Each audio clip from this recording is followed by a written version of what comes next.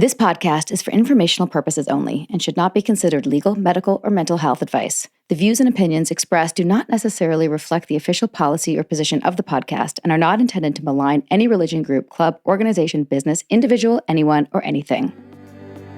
Nippy here. Here's a short preview of a bonus episode from A Little Bit Culty's Patreon, where you can get the whole thing plus access other bonus content and ad-free new episodes. See the show notes to learn more or go to patreon.com/alittlebitculty.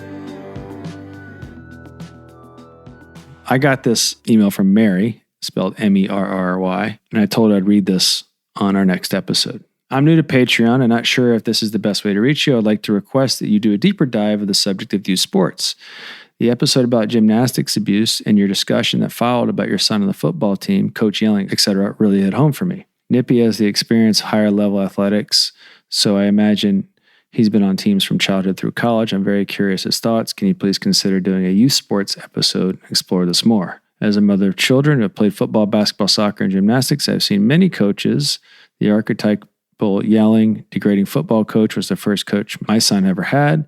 However, he did coach the kids to win their league's version of the Super Bowl, and it did mark a glorious moment in his youth. I think that's the gist of the question. And I think, yeah, it's a mixed bag. I'll tell you, it was different when I was growing up to the point where, kids' face masks were grabbed.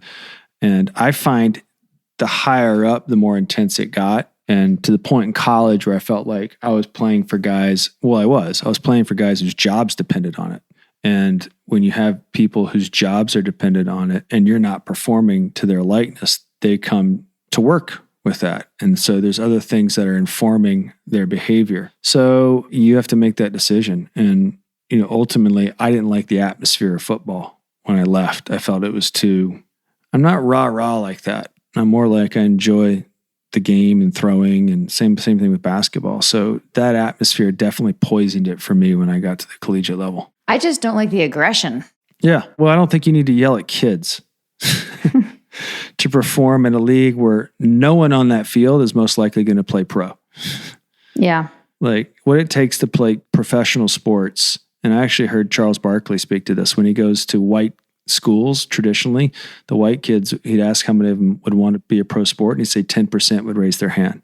And he's like, well, what do you want to be? And it's like doctors, lawyers, and that stuff. And he's like, when you go to a black school, they would raise their hand and he'd say 90% would. And he'd tell them, you should be lawyers and doctors too. You can do that. And his point is if there's 400 people in the NBA, pretty sure one of you is not in this gym right now. So, there's this dream that's been sold. And I think some people take it a little too seriously, and it informs, you need to do this and perform. And they miss the lessons a lot of way. That was a long-winded answer to that question. Okay. Well, speaking of performance, Bree Zimmer wants to know, she says, I'm trying to be healthier and I want to know what's in Sarah's magic green juice. Do you have more than one version? I think this is important.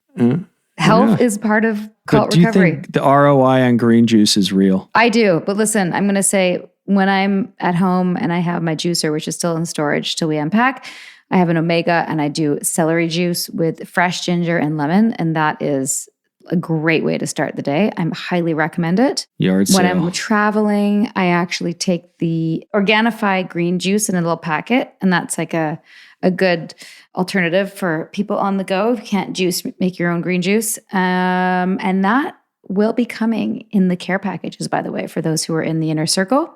We're going to throw in a sample of our Organifi and a reminder that when you support our sponsors, you support us.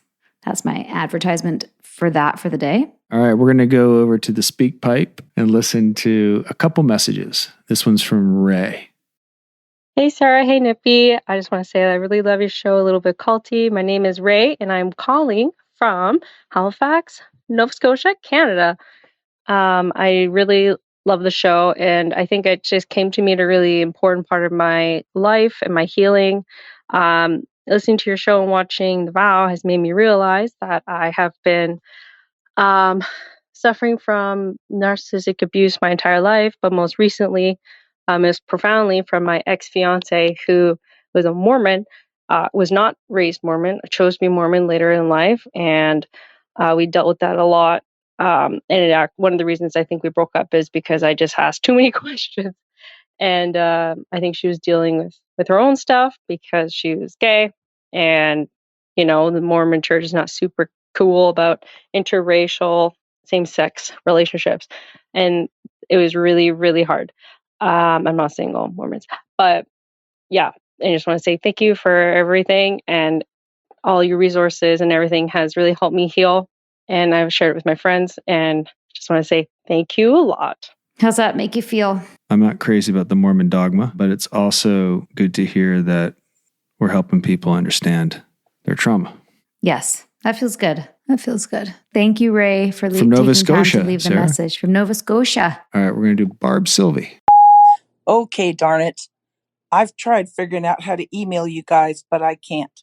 This is Barb in Spokane, Washington, and I adore your podcast. I adore The Vow. I adore you guys for putting Keith in jail for 100-something years plus probation. So, well, the reason I'm voicemailing is because I want to give you this information. There is a page called Supporters of Leah Remini, and of course, it's all about working to get Scientology's tax-free existence put away. And one of the people on that page just slathered it with you guys. It's awesome. So first of all, they said, you've got to watch this, The Vow. It's awesome. And then they put a link to your podcast, a little bit culty. And they even said something about word salad. Nippy said, don't forget our word salad anymore. So anyways, you should check it out. It's epic.